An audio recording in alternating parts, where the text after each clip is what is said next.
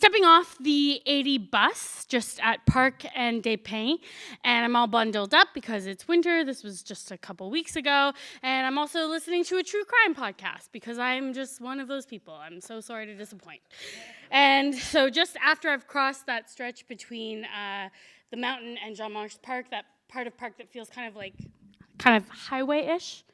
Did everyone hear me? Do I need to repeat myself? All right, stretching that part that's kind of highway-ish, I noticed that the guy who just got off the bus at the same time as me has slowed down his pace to meet mine. And he's looking at me right in the eyes, and his mouth is moving, but I don't know what he's saying because a teenage girl is missing. So I pull the headphone out just to catch the end of what he's saying, which is something like, blah, blah, blah, whatever that guy said to you, don't worry, some people are just meanie paninis.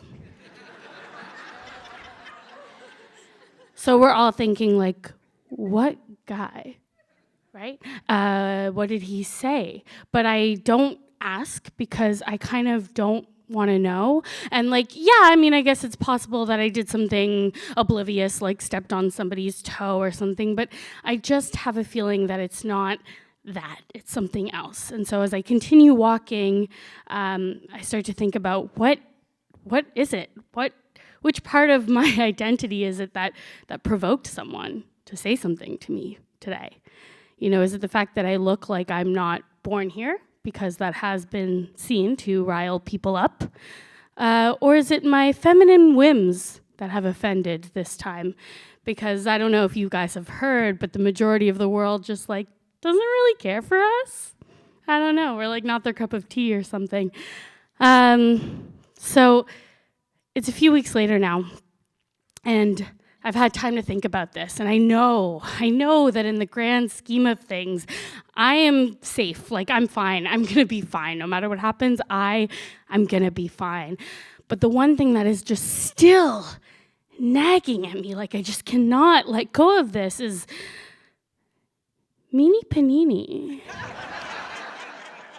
Do we love that? Do we hate that? Like the jury it's still out. Thank you. I have traveled pretty extensively around Asia, and from country to country, I discovered the vast diversity amongst the toilets. So like Japan has these really high-tech toilets with heated seats and like built-in stereo systems. It even has the wash and dry feature, which left my bottom feeling softer than the cherry blossoms. And some of the most challenging lavatories that I've experienced were in the Himalayas. At times, I even found myself with my butt just perched over the cliff, my feces dropping, like literally free-falling hundreds of meters to a desolate valley below. Now, India was my introduction to the squat toilets.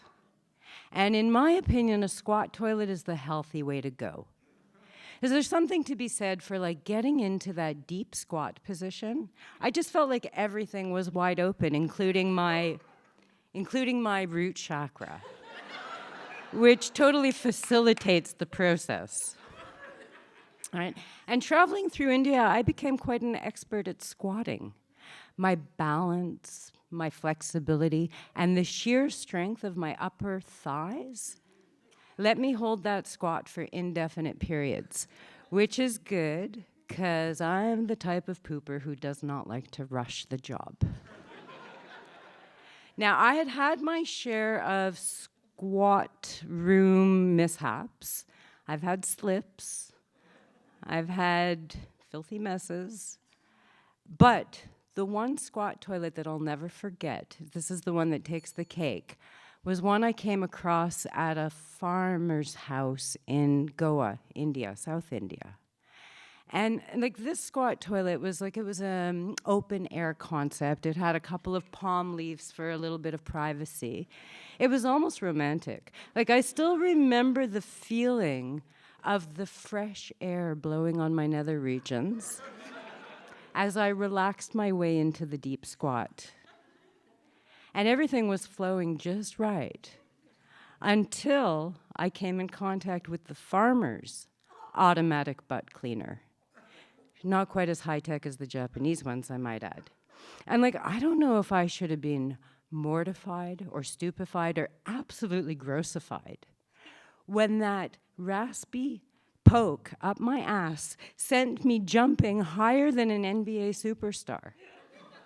And who do you think was more shocked, me or that little pink pig with the poopy snout who couldn't even wait for my shit to hit the ground? Thank you. I'm standing in the snow. I'm wearing flannel pajamas and slippers, and I'm holding an open can of tuna. It's New Year's Eve, and yes, my beloved cat Spike, he got out. He ran out the back door. He's never done this. I don't understand. And I am holding the tuna, hoping to entice him back in. I don't think he's going to survive outside, except I realize I don't know a lot about his backstory. I mean, did he start his life on the street with a crew of feral cats, or is he really my neighbor's cat? And he wisely decided he would be better with me. All I know is I remember his sweet face showing up at my back door crying, and he came in and he adopted me. My boy was home. I'm desperate. I go back home. No, I don't get a coat and boots. I grab a leg of ham. My boy really loves ham. And I'm back out on the street in flannel, calling Spikey with my weird charcuterie board. But nothing. And I do hear him calling me from the back door. Hours later, he jumps into my arms and I hold him close and I notice, well, his body is toasty warm. He reeks of cigarettes. And he's a lot just fuller in general. It must have been a hell of a party. Was it the feral crew? Was it the neighbors? I don't know. I don't ask. All that matters, my boy is home. Thank you. Now, I don't know what kind of one-sentence story this is, but 3, 2, 1, go. I did this show once where I got everybody in the audience to hug. I mean, they hugged themselves, but that still counts. And I think it's important to boost that kind of thing because the warmth of human connection is what makes thriving or even simply surviving in this fire tornado of a historical moment even possible. And I believe, and my degree in biology with a focus on human evolution agrees, that this unique gift, this statistically improbable amount of empathy, constitutes the greatest human superpower, like more than language, or fire, or smartphones, or opposable thumbs. And speaking of thumbs, I know that asking you to hug the person next to you would be weird and creepy, so I'm not gonna do that. But if, when I count down 3, 2, 1, go, if all of you, or maybe just some of you, or like one of you, chose to offer their neighbor a smiling thumbs up, that would be lovely. And if you're so inclined, you could follow it up with a high five, but I'm gonna let y'all organize that part on yourselves. So, I hope you were listening closely because I choose my words with care and I dislike repeating myself. Here we go. Smiling thumbs up, followed by optional high five. 3, 2, 1, go!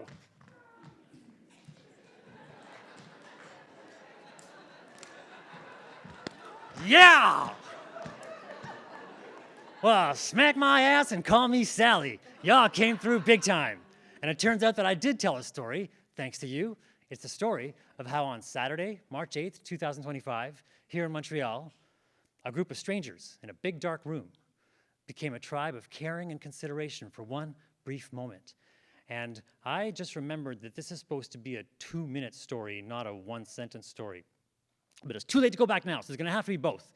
And I'm truly grateful for the courage and curiosity that made you venture out of your cozy homes and pay money and attention to a bunch of nervous strangers on a stage.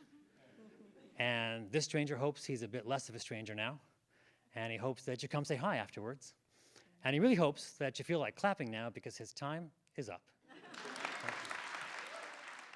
It's 3 a.m. I'm fast asleep, naked in my bed. Suddenly, I wake up to a really loud sound. It can't be the cats. It's way too loud to be the cats. So I think it must be my teenagers who rooms are upstairs. So I call out their names and neither of them answer. Now I'm starting to get worried. So I take out my phone. I actually call them. My daughter answers half asleep. My son answers half asleep. So now I'm thinking it's not them. It's 100% not the cats. Is there an intruder in my home? Before I know it, I'm at the top of the stairs, realizing that I'm still naked, and I'm gonna go and protect my children. Am I gonna fight him off or fight them off naked? Or am I gonna sacrifice myself for the kids? No sacrifice. It's gonna be protection. I'm gonna protect the kids. So now I'm ready to fight, but I notice that the light's on, the fan's on. I look over, the back door's open, the compost bag is completely ripped. I look down, the compost on the floor, and then my eyes lock. Deadlock into two eyes attached to a big, furry, fluffy, disgusting raccoon who's looking at me straight in the eyes, almost like, thanks for the snack, bitch, before he runs out the door. So now I'm trying to process the fact that I had a raccoon in my house, that my children treat my house like trash, and then I hear another sound behind me. I turn around, I see a pizza box open, half-eaten pizza on the floor, and then I see another fluffy tail run behind the couch. So I freak out, I grab the broom, again, I'm naked. I have children. I've breastfed them all, so we have like little flapjacks over here. So I grab the groom. I use a little like hillbilly voice that I use to shoo my cats away. So I'm over there like, get. The raccoon runs downstairs. My room's in the basement. It goes around my bed. Get. Finally, it's trying to get up on my bed, and that's when I'm like, get! It runs upstairs, then runs out the back door, and I slam the door shut. Then my teenagers come out, like, scratching their heads, like, what happened? What's going on? And I'm like, what happened? What's going on? You treat our house like trash. That 2 raccoons came to feast. Thank you. Oh, she's right there. And she is so beautiful. I can almost touch her. She's round and firm, and she's got that cute tail coming out her head. The glass pumpkin. I am so excited. And our teacher has one of those cups with the little names in it, and she's mixing it around. And I'm saying, please, baby Jesus, I'll be good. I won't swear, I won't steal, I won't covet. I don't know what that means, but it's a commandment, and I won't do it. I'm just so nervous.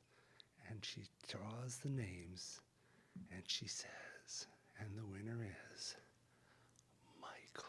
Oh my God, I am so excited. This is the best day of my life. This can't get any better.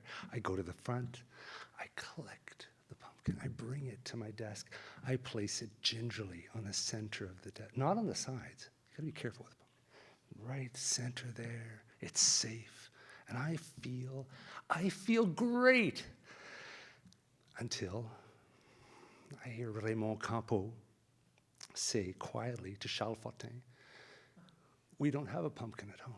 And I think, no, that's not right. Everyone should have Raymond deserves but I can't. It's the only thing I've ever won. And he's excited, and he's grateful when he takes the pumpkin home, and I go home and I cry.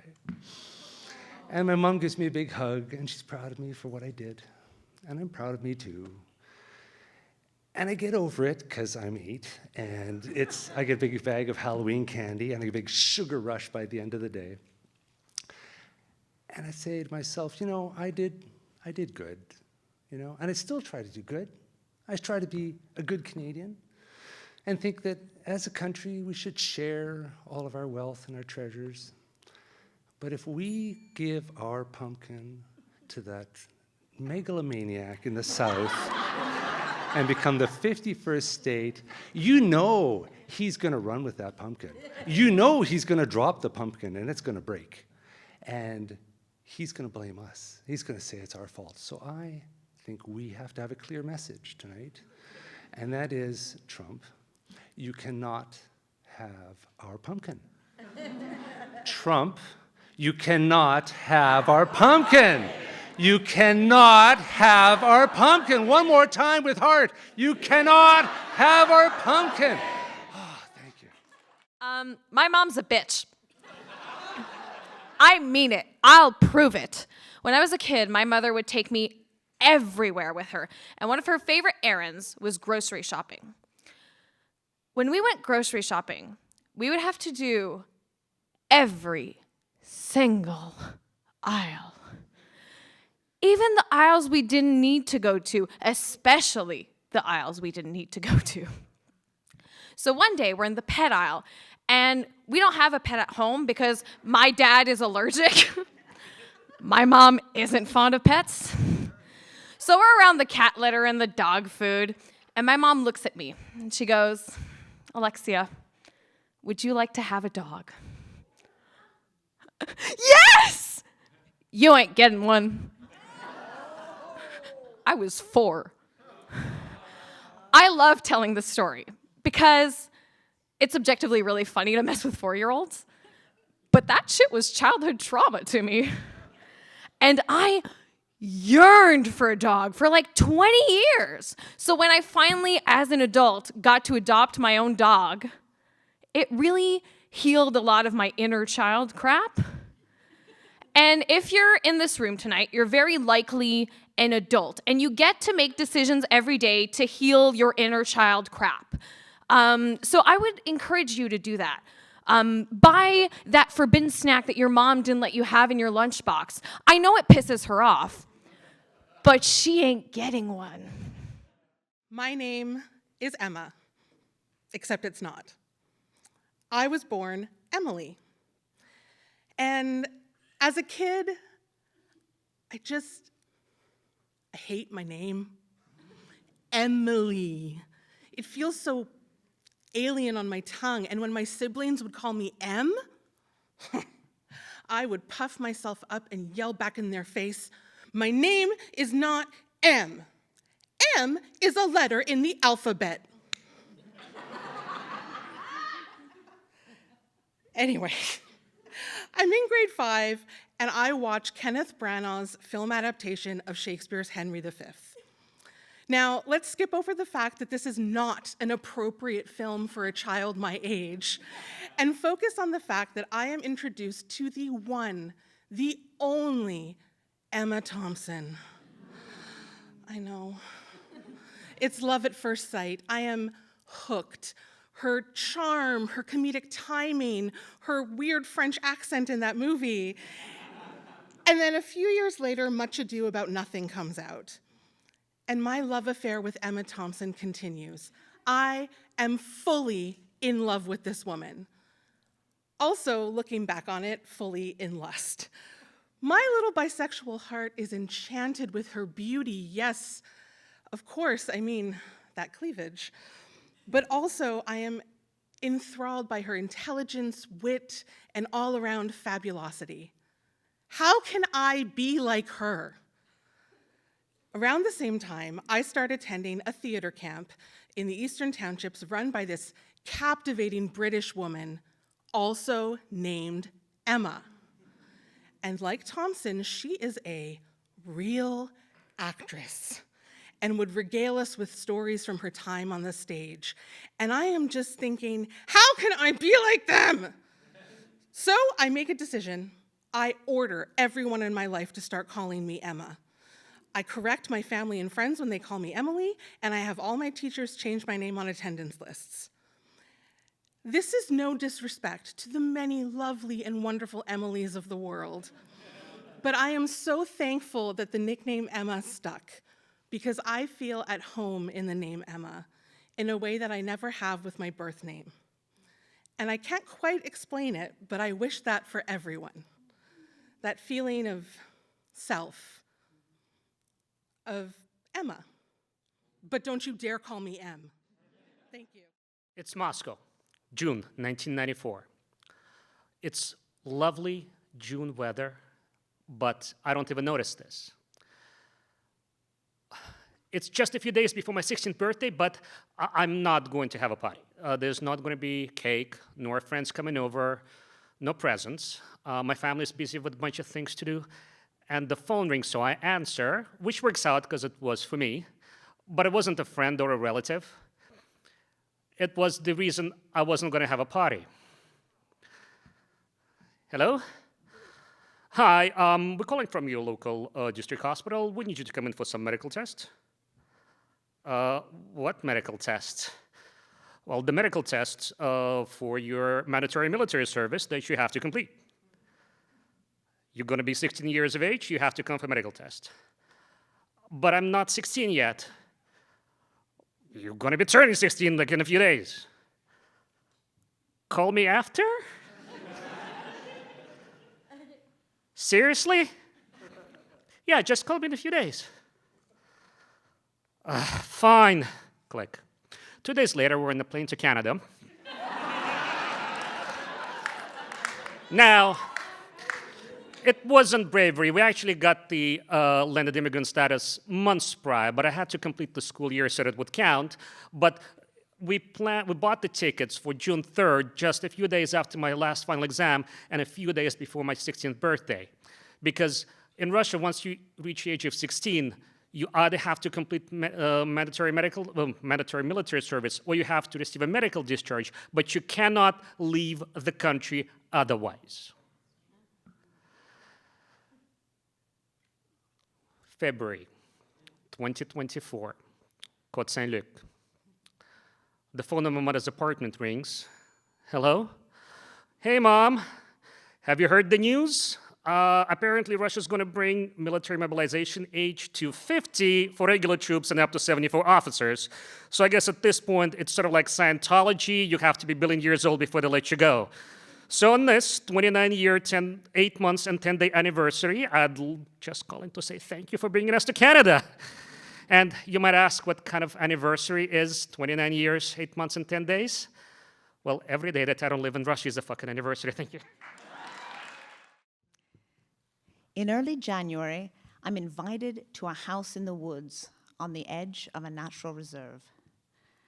On either side of the building, a tall wooden fence stretches into the distance, separating us from the wilderness. Inside, by the fire, a wall of windows looks out onto the wilds of Quebec.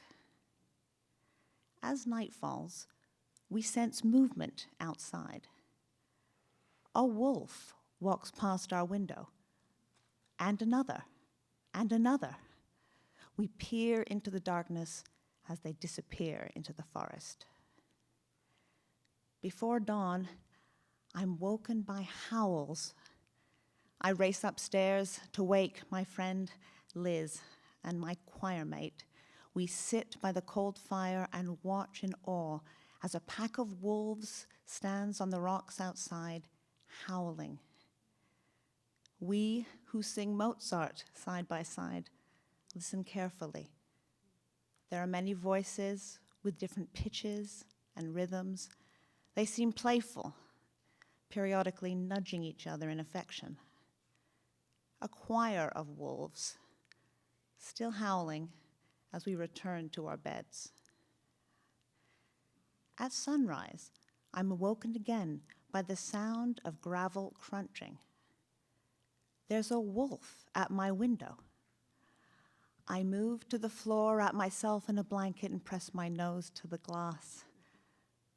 The wolf approaches, its nose a few inches from mine, and we stare into each other's light blue eyes for a good long time, holding our gaze. I feel a deep communion with this creature. The wolf's eyes, taking stock of me, are now burned into my memory, flashing before me out of the blue, giving me a sense of peace and hope. For the first time, I feel connected to this place, to this land that is now my home, that I share with wolves. It's 2010, and I am with my boyfriend Ray in Gaspésie, and we're about to climb Mount Albert, which is about 3,800 feet up in the air. And we look at the sign, and it says that to get to the summit should take, for an average person, about 3 hours. And Ray is very competitive and figures that for him, it might take about 2. I'm a little competitive too, so I follow. And we run up the hill, basically over roots and rocks and upstairs, and we get to the summit in just about 2 hours. I can't remember a single thing that I've just seen, but in that beautiful, sunny summit, we eat a mouthful of peanuts and we start to strategize our descent. The sign says that it'll take 2.5 hours to go down, and Ray figures that it might take us half that long if we really step on it. We're going a different route. Instead of walking down through the woods, we're walking along the edge of the mountain. And we, on a very, very thin path, and as we walk along, Ray says, "Time!" And I look at my watch and I give him the time split, and every minute or two he'll do that again as we are running down the path. The 4th or 5th time that we do that, he says, "Time," I look at my watch, and my foot slips off the mountain. My ribs hit, and luckily my foot also hits a very small sapling that's sticking out of the hill, clinging to the mountain like I am. I am so out of breath. I have nothing left inside me. And I really see my life splash before my eyes. I think about great boyfriends and not so good ones, good jobs and bad jobs, how much fun I've had with Ray, and how much I love my daughters. And then I get my voice back, and I start to scream, "Ray!" And it must not be more than a minute, but it feels like hours. He comes back, he pulls me up onto the ledge and says, "What are you doing down there?" We're going to be late. And because I'm competitive too, we race down the mountain, taking time, and we managed to get down the hill in an hour and a half. But later that night, as I'm lying on our camping mattress, I think about that day and rewind. I think about how much my ribs hurt and how I really almost died. I think about how competitive we both are, and that the next time we walk up a mountain, we are going to walk each at our own pace. Thank you. ¿Dónde está? ¿Dónde está mi ropa? I am in Pereira, Colombia. It's hot and sweaty. I haven't had my laundry back for 3 days. And I'm making a scene, and it's working. ¿Dónde está mi ropa? It's a family-owned business, hotel. Somebody takes me to the laundry room, where among piles of dirty clothes, I find my dirty clothes. I'm going to stand there, make sure that it is put in the washing machine. It's done. As I go out, the girl who works there runs after me and says, "Underwear? Your underwear?" I mean, my broken Spanish and sign language. "Wash it in the baño." The anger that face and voice carries just baffles me. Wash your underwear in the bathroom.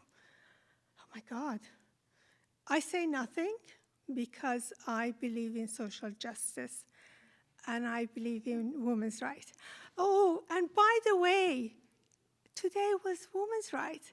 So yeah, please.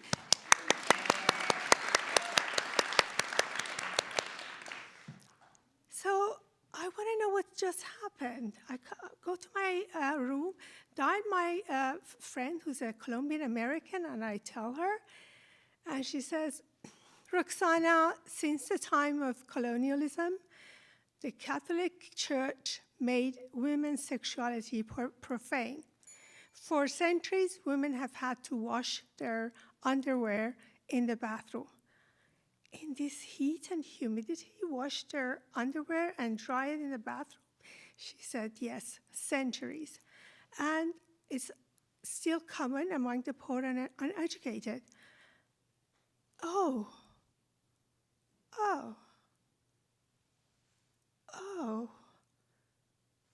So if next time something like that happens, it might be because I'm missing the context. Oh, this woman just taught me a lesson. I should go after her, find her, and thank her. So I rush out, but she's gone. And I never get a chance to thank her because she was a daily laborer. Thank you. When I was 4 years old, my family moved to England for a year, and lots of things were different there. I loved the milk that arrived in bottles on the doorstep. I loved no snow pants. And another thing I really liked was in the buses, there were these straps that hung down from the ceiling that people held. And what was really cool about these straps was that they let people help steer the bus. Everybody would lean one way, and the bus would take the curve. And everybody joined in. I mean, even people with books, they'd do the thing. And I thought this was the coolest thing. And I really wish I could have been a part of it, but I was much too small. Until one day, I was on the bus with my father, and it was less crowded than usual. Everyone was sitting down. I thought, well, if no one else is going to help the bus driver, I will. So I asked my father if he would pick me up so I could take a strap. And at first he said no, but I insisted, and eventually he did get up, and he held me up so I could reach. Well, you know, that strap was useless. I couldn't steer anything. I got it backwards, I got it wrong, and I hated being an ignorant kid who didn't know how the world worked, and I was just mortified. And I would like to tell you that this encounter with centrifugal force sent me on a life of physics. But it wasn't like that at all. I was just humiliated, and it only got worse when I realized what everyone else in the bus was thinking. They hadn't seen a tiny hero stepping up. They had seen a little brat bothering her father so she could fiddle with some doodad on the ceiling. And if there's any takeaway from this sea of humiliation, it's just that nowadays when I see a kid behaving badly, or an adult for that matter, I try to remember I don't know what's going on in their head, and it's not always what we think. Thanks. It's the 90s. I'm maybe 13, it's just before dusk, and I'm walking with my mom. My mom, she's a slightly plum like most moms I know. She's very cozy and huggable. She works 8 to 5, and inside she has the liveliest inner child. And she is the best cook in the entire family. She comes home every evening, and she makes excellent dinner. And my favorite thing to do in the world is to go sit on the kitchen counter, move my legs, and tell her all about my day. I'm a teenager. I'm walking with my mom along this square in the middle of one of the busiest streets in the city. It's not really a square. This is like this green elliptical space. It's about 200 meters long, and there are 7 connected fountains in the middle of it. So it's called the 7 Fountains Square. I'm a teenager. I'm walking with my mom. I'm talking nonstop. I'm feeling the world. I'm sensing the world. I want to go conquer the world. And I realize everything in my body wants to run. I really want to run. But this is Iran, and we are women. So we cover our bodies, and we cover our hair, and I think above all, we cover who we are. Maybe it's better that way. Perhaps it's better that we're invisible. I'm a teenager, I'm an Iranian girl, walking with my mom in the middle of one of the busiest streets in the city. I look at her and I say, I want to run. I want to run like there's nothing in the world I can't do.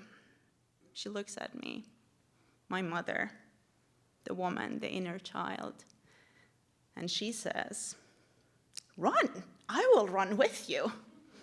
Thank you. A couple of years ago, when I got asked to audition for the role of a troubled teen, I knew that I had to urgently update my headshots. So I contacted a photographer and set up a date for the shoot, and I wanted to send him some examples of headshots. So I started looking at, actors and their headshots, and that kick-started my algorithm into some kind of fury of ads about mature skin and skin products, and that in turn sent me into a flurry of questioning, like, what is mature skin, and do I have mature skin, and do I have aging skin? And I don't even have a skincare routine, but I probably should. And am I actually transitioning from being too young to have an opinion to being too old to have an opinion that matters? Maybe. So I started to do more research, this time on skincare, and what I learned is that you can really only use 2 products that can help with skin aging. The first is sunscreen, and that's a problem because I was raised by hippies, and so skin cream is in the same category as like deodorant, optional. So that's kind of out. But the second one is retinol. But retinol retinol use is correlated with early death. But we all know that dying isn't as bad as aging. So I got myself a bottle of retinol, and 2 days before the photo shoot, I plastered it all over my face. Yeah, because reading directions goes into the same category as deodorant. Optional. Yeah, so the day of the photo shoot, my face is swollen, it's red, it's rashy, it's hideous, it's deformed.